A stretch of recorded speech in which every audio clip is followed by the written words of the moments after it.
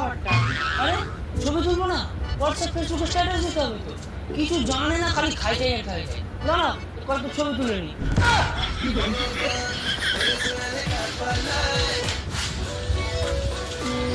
এই দেখো, এই শার্টটা কি সুন্দর না, আমাকে পরলে ভালো লাগবে বলো?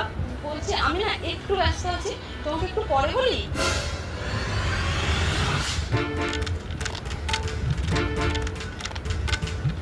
আরে কি হলো? কি আবার হবে, কিছু বুঝি না নাকি?